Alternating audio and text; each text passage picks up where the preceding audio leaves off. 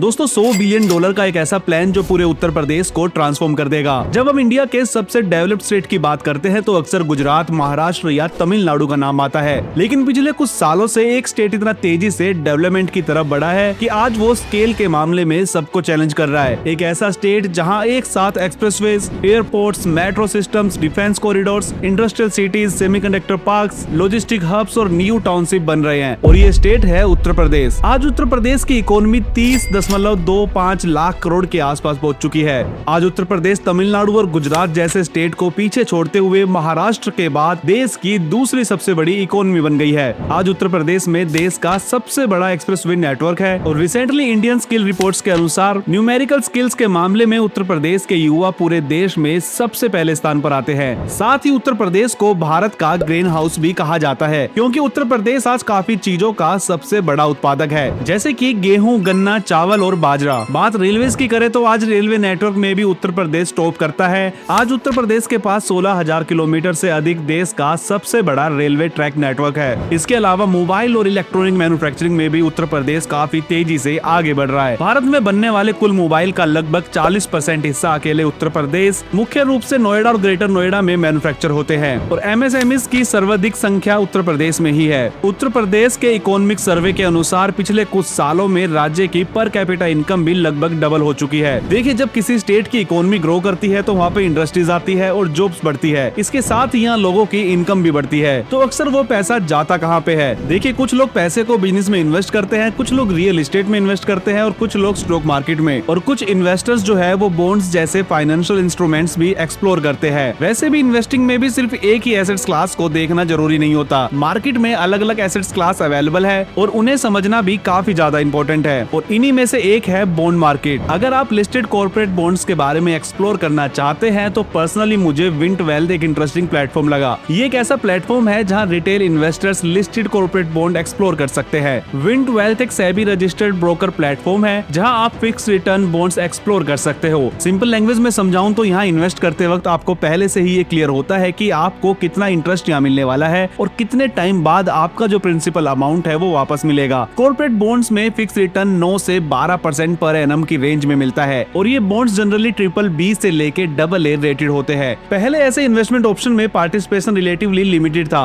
क्योंकि minimum investment amounts पहले काफी ज्यादा हाई होते थे, लेकिन सेबी के रेगुलेटरी चेंज और डिजिटल प्लेटफॉर्म के आने के बाद रिटेल इन्वेस्टर्स भी कंपैरेटिवली स्मॉलर अमाउंट से स्टार्ट कर पा रहे हैं। इसकी प्रोसेस भी काफी ज्यादा सिंपल है। आप UPI या नेट बैंकिंग से इन्वेस्ट कर सकते हो। आप डैशबोर्ड पर रीपेमेंट शेड्यूल और इन्वेस्टमेंट डिटेल्स इजीली ट्रैक कर सकते हो। मतलब कि ये हर चीज में ट्रांसपेरेंसी बना के रखता है। एक और इंटरेस्टिंग पॉइंट ये है कि जो विंट वेल्थ ऐप है वो हर लिस्टेड बॉन्ड में अपना 2% भी इन्वेस्ट करता है, जो प्लेटफॉर्म पे ट्रस्ट और अलाइनमेंट को और भी ज्यादा स्ट्रॉन्ग बनाता है। और अगर मैच्योरिटी से पहले एग्जिट करना हो, आपके पास ऑप्शन होता है बॉन्ड्स को कभी भी डायरेक्टली प्लेटफॉर्म के थ्रू सेल करने का। अगर आप अपने पोर्टफोलियो को डाइवर्सिफाई करना चाहते हो तो विंट वेल्थ को एक्सप्लोर करना डेफिनेटली वर्थ इट हो सकता है। मैंने आपके कन्वीनियंस के लिए लिंक डिस्क्रिप्शन में शेयर किया है, आप उसे चेक कर सकते हो। अब वापस आते हैं अपने मेन टॉपिक पे। देखिए, आज Uttar Pradesh largest consumer market है, NCR से अच्छी कनेक्टिविटी रखता है। आज उत्तर प्रदेश 241 मिलियन पॉपुलेशन के साथ जनसंख्या के मामले में देश में पहले नंबर पर आता है। इसीलिए जो प्रोजेक्ट्स आज हम इस वीडियो में डिस्कस करेंगे वो सारे प्रोजेक्ट अकेले इनफ नहीं है उत्तर प्रदेश को एक डेवलप्ड स्टेट बनाने के लिए। इतने बड़े डेवलपमेंट होने के बाद भी उत्तर प्रदेश चौथा सबसे ज्यादा गरीब स्टेट है इंडिया में। सबसे ज्यादा एक्सप्रेसवे होने के बाद भी उत्तर प्रदेश में आज भी लास्ट मिल कनेक्टिविटी काफी ज्यादा पुअर है। उत्तर प्रदेश का जो इंडस्ट्रियल कंसंट्रेशन है वो कुछ ही शहरों के अंदर है। इसके अलावा चाहे एम्प्लॉयमेंट चैलेंजेस हो, एयर कनेक्टिविटी का गैप हो, गांव और शहर के बीच के बड़े गैप जैसी प्रॉब्लम आज यहाँ पे कॉमन है। और आज उत्तर प्रदेश $1 ट्रिलियन इकोनॉमी बनने के लिए और इन सभी चैलेंजेस को सोल्व करने के लिए लेकर आया है पूरा $100 बिलियन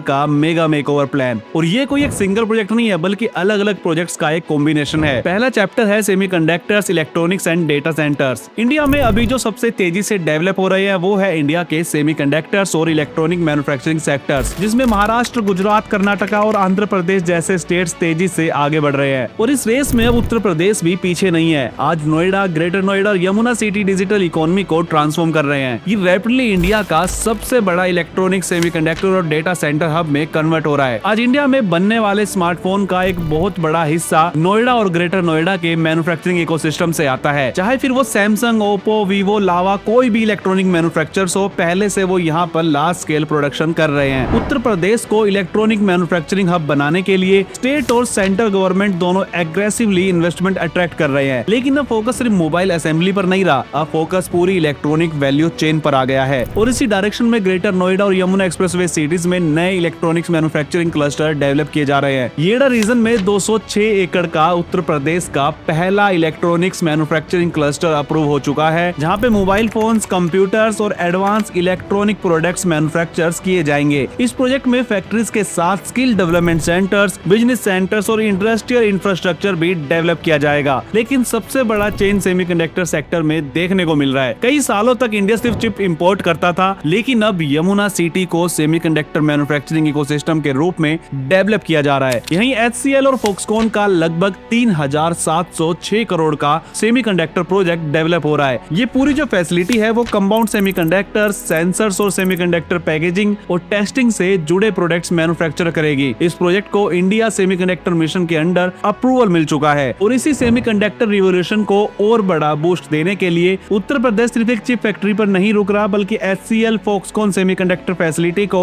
सपोर्ट करने के लिए दुनिया भर के कंपोनेंट सप्लायर को अट्रैक्ट करने के लिए येडा रीजन के सेक्टर 10 और सेक्टर 28 में लगभग 225 एकड़ का इंडिया का पहला डेडिकेटेड सेमीकंडक्टर पार्क डेवलप किया जा रहा है। ये पार्क एक कंप्लीट सेमीकंडक्टर इकोसिस्टम क्रिएट करेगा, जहां चिप मैन्युफैक्चरिंग से लेकर पैकेजिंग और कंपोनेंट सप्लाई तक सब कुछ एक ही क्लस्टर में अवेलेबल होगा। और गुजरात जैसे स्टेट के साथ एग्रेसिव कंपटीशन के लिए यूपी गवर्नमेंट ने लॉन्च की है यूपी सेमीकंडक्टर मिशन, यानी कि UPSM। इस स्पेशल फ्रेमवर्क के अंडर कंपनीज को यहाँ पे स्पेशल अट्रैक्टिव इंसेंटिव्स दिए जाएंगे, जैसे कि लैंड अलॉटमेंट्स पर heavy capital subsidy, semiconductor fabs और OACT यूनिट्स के लिए 100% इलेक्ट्रिसिटी ड्यूटी एग्जेम्पशंस और सबसे important dedicated fast track single window clearance system, जिससे कि ब्यूरोक्रेटिक्स डिलेज कम होंगे और प्रोजेक्ट्स जल्दी ग्राउंड पर उतर सकेंगे। लेकिन कहानी यही खत्म नहीं होती। आज आर्टिफिशियल इंटेलिजेंस और क्लाउड कंप्यूटिंग की वजह से दुनिया भर में डेटा सेंटर्स की डिमांड रिकॉर्ड लेवल पर पहुंच चुकी है और उत्तर प्रदेश भी इस अपॉर्चुनिटी को अग्रेसिवली कैप्चर करने की कोशिश कर रहा है। नोएडा, ग्रेटर नोएडा और यमुना एक्सप्रेसवे रीजन में multiple data centre park develop किए जा रहे हैं। रिपोर्ट्स के मुताबिक रीजन में डेटा सेंटर इकोसिस्टम में लगभग 2 लाख करोड़ तक की इन्वेस्टमेंट अट्रैक्ट करने का टारगेट रखा गया है, जिससे कि thousands of high skill job यहाँ क्रिएट हो सकती है। इसके अलावा ग्रेटर नोएडा में 1 gigawatt AI focus data centre hub का प्रपोजल भी सामने आया है, जिसमें लगभग $25 बिलियन तक का इन्वेस्टमेंट का विजन रखा गया है। ये प्रोजेक्ट इंडिया के सबसे बड़े AI इंफ्रास्ट्रक्चर प्रोजेक्ट्स में से एक हो सकता है। और जब हम इन सारे प्रोजेक्ट्स को एक साथ देखते हैं तो उत्तर प्रदेश एक कंप्लीटली नया इंडस्ट्रियल रीजन क्रिएट कर रहा है। नेक्स्ट चैप्टर है मेगा एक्सप्रेसवे प्लान इन उत्तर प्रदेश। देखिए, अगर आज इतनी इंडस्ट्रीज उत्तर प्रदेश में आ रही है तो उनका सबसे बड़ा रीजन है यहाँ बन रहे मेगा एक्सप्रेसवेज। अगले कुछ सालों में उत्तर प्रदेश में ऐसे एक्सप्रेसवे प्रोजेक्ट कंप्लीट होने वाले हैं जो स्टेट के इकोनॉमी जियोग्राफी को ही बदल सकते हैं। इनमें से कुछ प्रोजेक्ट्स कंस्ट्रक्शन फेज में हैं, कुछ को अप्रूवल मिल चुका है और कुछ कॉरिडोर ऐसे हैं जो फ्यूचर में airport, industrial corridor, defence manufacturing hubs और लॉजिस्टिक पार्क को डायरेक्टली कनेक्ट करेंगे। सबसे पहले एक बात समझना जरूरी है, यूपी के एक्सप्रेसवे रिवोल्यूशन की फाउंडेशन पहले ही तैयार हो चुकी है। Yamuna expressway, Agra Lucknow expressway, Purvanchal expressway, Bundelkhand expressway और दिल्ली मेरठ एक्सप्रेसवे, ये सब प्रोजेक्ट्स ऑलरेडी ऑपरेशनल है। इन कॉरिडोर ने स्टेट के मेजर इकोनॉमी सेंटर को कनेक्ट कर दिया है, लेकिन अब चैलेंज है इन कॉरिडोर को एक कंप्लीट स्टेट वाइड नेटवर्क में कन्वर्ट करना, और इसी के जवाब में है यूपी के नए एक्सप्रेसवे प्रोजेक्ट। अगर किसी एक प्रोजेक्ट को यूपी की नेक्स्ट ग्रोथ इंजन कहा जा सकता है तो वो है गंगा एक्सप्रेसवे। लगभग 594 किलोमीटर लंबा ये एक्सप्रेसवे मेरठ से प्रयागराज तक बन चुका है। ये प्रोजेक्ट वेस्टर्न यूपी और ईस्टर्न यूपी के बीच एक completely new economic corridor create करेगा। पहले अगर कोई ट्रक मेरठ से प्रयागराज या प्रयागराज से NCR की तरफ जाता था तो उसको मल्टीपल हाईवेज और कंजेस्टेड सेक्शंस क्रॉस करने पड़ते थे, लेकिन गंगा एक्सप्रेसवे के ऑपरेशन होने के बाद ये जर्नी काफी ज्यादा फास्टर और काफी ज्यादा स्मूथ हो गई है। कई एक्सपर्ट्स इसे यूपी का Delhi Mumbai industrial corridor type economic backbone भी कह रहे हैं।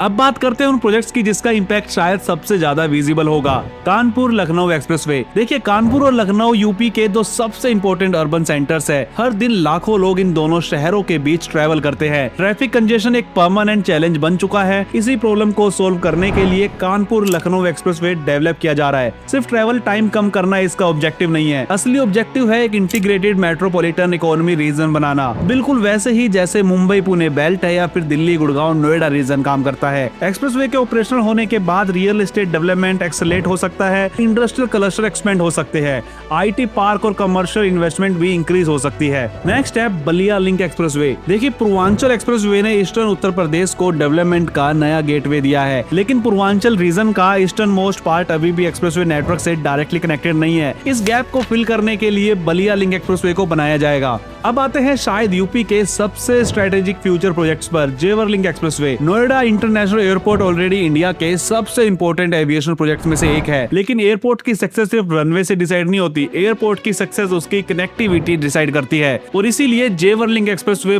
बहुत ज्यादा इंपॉर्टेंट हो जाता है। ये प्रोजेक्ट नोएडा इंटरनेशनल एयरपोर्ट को यूपी के मेजर एक्सप्रेसवे नेटवर्क के साथ कनेक्ट करेगा। सोचिए, अगर प्रयागराज या कानपुर का cargo direct high speed expressway के थ्रू जेवर एयरपोर्ट पहुंच सके तो एक्सपोर्ट कितना फास्ट हो सकता है। और यही काम करेगा जेवर लिंक एक्सप्रेसवे। यूपी के अलग अलग एक्सप्रेसवे को डायरेक्ट कनेक्ट कर देगा नोएडा इंटरनेशनल एयरपोर्ट के साथ। अब बात करते हैं उस रीजन की जो रिसोर्सेज में रिच है लेकिन कनेक्टिविटी में काफी ज्यादा वीक रह गया, वो है विंध्या रीजन। प्रयागराज मिर्जापुर का ये रीजन जो है वो माइनिंग, पावर जनरेशन और मिनरल्स के लिए जाना जाता है। इसी रीजन को बूस्ट करने के लिए प्लान किया गया है विंध्या एक्सप्रेसवे। लगभग 333 किलोमीटर लंबा ये कॉरिडोर साउथर्न यूपी को फर्स्ट क्लास कनेक्टिविटी दे सकता है। माइनिंग इंडस्ट्रीज को काफी ज्यादा फायदा होगा, पावर सेक्टर को फायदा होगा, हैवी इंडस्ट्रीज को फायदा होगा, और सबसे इंपॉर्टेंट यूपी के डेवलपमेंट NCR और लखनऊ सेंट्रिक होने के बजाय जियोग्राफिकली बैलेंस्ड हो सकता है। नेक्स्ट है विंध्या पूर्वांचल कनेक्टर्स। देखिए, अगर विंध्या एक्सप्रेसवे बन भी जाए तो उसे मैक्सिमम बेनिफिट तभी मिलेगा जब वो एग्जिस्टिंग एक्सप्रेसवे नेटवर्क के साथ इंटीग्रेट हो।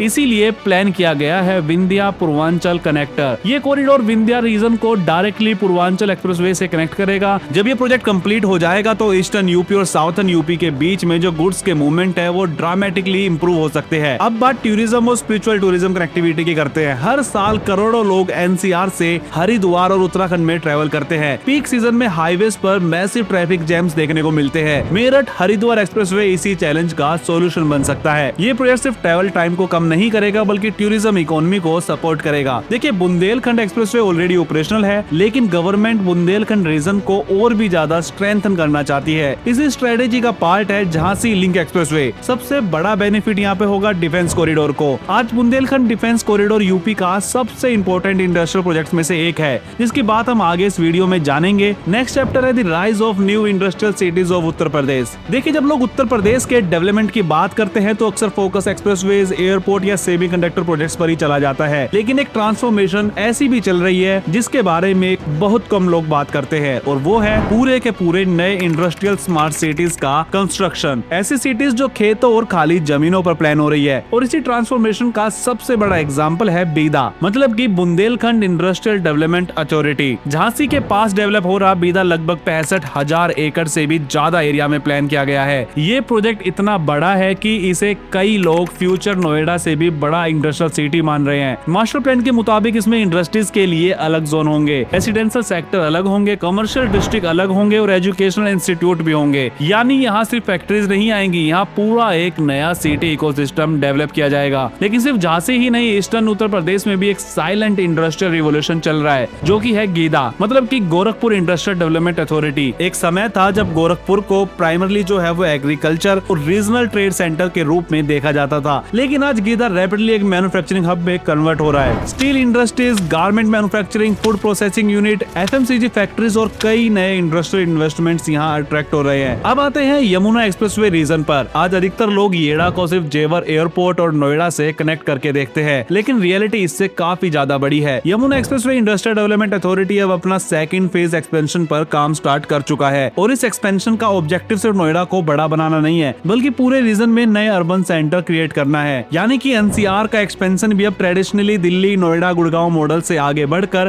कंप्लीटली नए प्लान सिटी की तरफ जा रहा है। और NCR के एक्सपेंशन के ऊपर मैं जल्द ही एक स्पेशल वीडियो बनाने वाला हूँ। अगर आप वो वीडियो देखना चाहते हैं तो मेरे चैनल को आप सब्सक्राइब कर लीजिए। इसके साथ ही हमारा नेक्स्ट पॉइंट होगा manufacturing cities, not just industrial park. आज दुनिया भर में इंडस्ट्रीज डेवलपमेंट का मॉडल बदल रहा है। पहले फैक्ट्रीज अलग बनती थी, सिटीज अलग ग्रो करती थी, लेकिन आज फोकस जो है वो इंटीग्रेटेड मैन्युफैक्चरिंग सिटीज पर है। आज उत्तर प्रदेश भी इसी मॉडल को अडॉप्ट कर रहा है। आगरा इंटीग्रेटेड मैन्युफैक्चरिंग क्लस्टर इसका एक बड़ा एग्जांपल है। लगभग 1000 एकड़ से ज्यादा एरिया में डेवलप हो रहा ये क्लस्टर आगरा लखनऊ एक्सप्रेसवे और मेजर ट्रांसपोर्ट कॉरिडोर से डायरेक्टली कनेक्टेड है। यहाँ मैन्युफैक्चरिंग यूनिट्स के साथ साथ रिसर्च फैसिलिटीज, लॉजिस्टिक इंफ्रास्ट्रक्चर और वर्कर हाउसिंग भी प्लान है। यानी वर्कर को रोज 30 से 40 किलोमीटर ट्रैवल करने की जरूरत यहाँ नहीं है। इंडस्ट्रियल इकोसिस्टम और अर्बन इकोसिस्टम एक साथ यहाँ ग्रो करेंगे। इसी तरह प्रयागराज इंटीग्रेटेड मैन्युफैक्चरिंग क्लस्टर भी ईस्टर्न डेडिकेटेड फ्रेट कॉरिडोर के पास डेवलप किया जा रहा है। ये प्रोजेक्ट फ्यूचर में ईस्टर्न इंडिया के लॉजिस्टिक और मैन्युफैक्चरिंग सेक्टर के लिए स्ट्रेटेजिक हब बन सकता है। नेक्स्ट है plug and play industrial revolution. India में मैन्युफैक्चरिंग प्रोजेक्ट्स की सबसे बड़ी प्रॉब्लम क्या है? लैंड इक्वेशन, पावर कनेक्शन और बिल्डिंग परमिशंस और इंफ्रास्ट्रक्चर सेटअप। कई बार एक फैक्ट्री को ऑपरेशन होने में सालों लग जाते हैं, लेकिन उत्तर प्रदेश इस मॉडल को चेंज करने की कोशिश कर रहा है। स्टेट की कई सिटीज के अंदर फ्लैटेड फैक्ट्रीज कॉम्प्लेक्स डेवलप किए जा रहे हैं। गोरखपुर और आगरा जैसी सिटीज के अंदर आज कंपनीज को रेडीमेड फैक्ट्री स्पेसेस दिए जा रहे हैं। यानी इलेक्ट्रिसिटी कनेक्शन पहले से अवेलेबल है, इंडस्ट्रियल इंफ्रास्ट्रक्चर पहले से अवेलेबल है और companies almost immediately production start कर सकती है। इस मॉडल का सबसे बड़ा बेनिफिट्स एमएसएमई को मिलेगा, क्योंकि छोटी छोटी जो कंपनीज है उनको करोड़ों रुपए का इंफ्रास्ट्रक्चर खुद से क्रिएट नहीं करना पड़ेगा।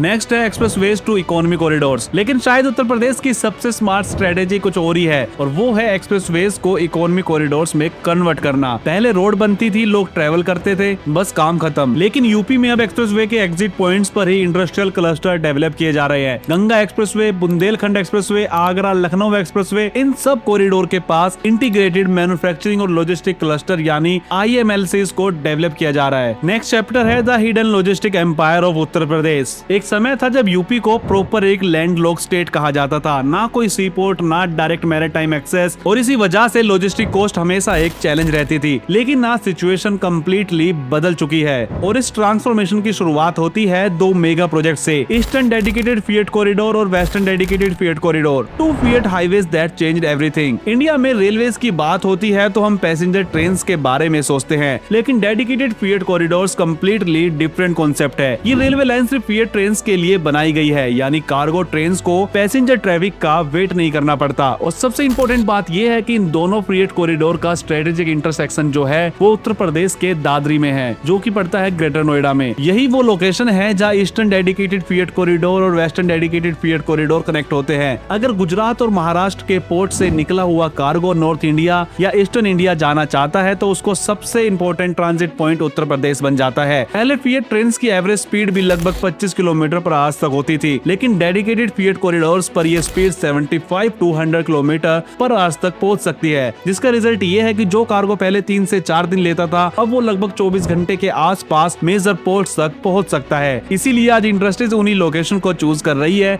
जो DFC नेटवर्क के सबसे ज्यादा करीब हो, और उनमें सबसे बड़ा विनर है उत्तर प्रदेश। अब सवाल है, अगर इतना सारा कार्गो यूपी के थ्रू मूव करेगा तो उसे हैंडल कौन करेगा? इसीलिए डेवलप किया जा रहा है Boraki multi modal logistic park. Greater Noida में बन रहा ये प्रोजेक्ट नॉर्थ इंडिया के सबसे स्ट्रेटेजिक लॉजिस्टिक हब में से एक बन सकता है। इसकी खास बात यह है कि यहाँ डेडिकेटेड फ्रेट कॉरिडोर भी है, नेशनल हाईवे भी है, एक्सप्रेसवेज भी है, रेल कनेक्टिविटी भी है और कुछ ही डिस्टेंस पर नोएडा इंटरनेशनल एयरपोर्ट भी है। फ्यूचर में कंटेनर्स यहाँ अनलोड होंगे, कस्टम क्लियरेंस होंगी, वेयर हाउसिंग होगी, डिस्ट्रीब्यूशन होगा और फिर गुड्स पूरे नॉर्थ इंडिया में डिस्पैच किया जाएगा। लेकिन लॉजिस्टिक रिवोल्यूशन सिर्फ NCR तक लिमिटेड नहीं है। कानपुर और प्रयागराज भी रैपिडली लॉजिस्टिक मैप पर उभर रहे हैं। कानपुर में multi modal logistic park develop किए जा रहे हैं जो सिटी के मैन्युफैक्चरिंग इकोसिस्टम को डायरेक्टली फ्रेट कॉरिडोर से कनेक्ट करेगा। इसी तरह प्रयागराज एक नए लॉजिस्टिक गेटवे के रूप में इमर्ज कर रहा है। प्रयागराज का लोकेशन स्ट्रेटेजिक है, यहाँ से बिहार, झारखंड, वेस्ट बंगाल और नॉर्थ ईस्ट तक के गुड्स एफिशिएंटली डिस्ट्रीब्यूट किए जा सकते हैं। दी ड्राई पोर्ट रिवोल्यूशन। लेकिन सबसे interesting concept side dry ports का है। आप सोच रहे होंगे कि यूपी के पास समुद्र नहीं है तो एक्सपोर्ट कैसे बढ़ेगा, लेकिन यहाँ पर आता है इनलैंड कंटेनर डिपोट्स यानी ड्राई पोर्ट्स। ये ऐसे लॉजिस्टिक हब्स होते हैं जहाँ कंपनीज अपने एक्सपोर्ट कंटेनर को इनलैंड लोकेशन पर ही कस्टम क्लियरेंस करवा सकती है। कंटेनर सील होता है और फिर डायरेक्टली फ्रेट ट्रेन के थ्रू पोर्ट तक भेज दिया जाता है। सबसे बड़ा एग्जाम्पल है दादरी ICD। ये एशिया का लार्जेस्ट इनलैंड कंटेनर डिपो में से एक माना जाता है, यानी कि टेक्निकली उत्तर प्रदेश समुद्र के पास नहीं है, लेकिन लॉजिस्टिक के पर्सपेक्टिव से देखा जाए तो ये ग्लोबल ट्रेड नेटवर्क से डायरेक्टली कनेक्टेड है और इसने यूपी के लैंडलॉक डिसएडवांटेज को ऑलमोस्ट खत्म कर दिया है। नेक्स्ट चैप्टर है metro expansion in Uttar Pradesh. अगर आज इंडिया के किसी स्टेट ने अर्बन ट्रांजिट इंफ्रास्ट्रक्चर पर सबसे एग्रेसिवली काम किया है तो उसमें उत्तर प्रदेश का नाम सबसे ऊपर आता है।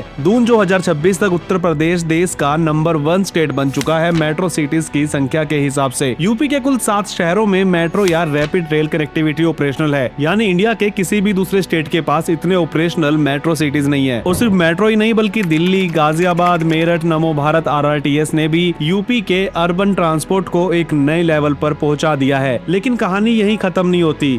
यूपी का मेट्रो नेटवर्क अभी भी एक्सपेंशन मोड में है। 2047 के विजन के तहत लखनऊ में 225 किलोमीटर, कानपुर में 200 किलोमीटर और आगरा में 100 किलोमीटर तक का मेट्रो नेटवर्क एक्सपेंड करने की प्लानिंग की गई है। इसके अलावा वाराणसी के लिए भी light rail transit system propose किया गया है। गोरखपुर के लिए मेट्रो लाइट प्रोजेक्ट पर काम चल रहा है और प्रयागराज और अयोध्या जैसे शहरों में भी फ्यूचर अर्बन ट्रांजिट सिस्टम को लेकर प्लानिंग हो रही है। आज मेट्रो सिस्टम सिर्फ ट्रेवल को इजी नहीं बना रहे बल्कि real estate development, commercial activity और अर्बन एक्सपेंशन को भी एक्सलेट कर रहे हैं। नेक्स्ट चैप्टर है Uttar Pradesh defence manufacturing belt. आज Uttar Pradesh defence industrial corridor सिर्फ एक गवर्नमेंट प्रोजेक्ट नहीं रहा बल्कि एक rapidly growing defence manufacturing belt बन चुका है। कानपुर, लखनऊ, झांसी, अलीगढ़, आगरा और चित्रकूट को मिलाकर बनाया गया ये कॉरिडोर अब 35,000 करोड़ से ज्यादा का इन्वेस्टमेंट प्रपोजल अट्रैक्ट कर चुका है और इसका ऑब्जेक्टिव सिंपल है, इंडिया को डिफेंस इंपोर्ट से मैन्युफैक्चरिंग पावर हाउस की तरफ ले जाना। सबसे पहले बात करते हैं मिसाइल इकोसिस्टम की।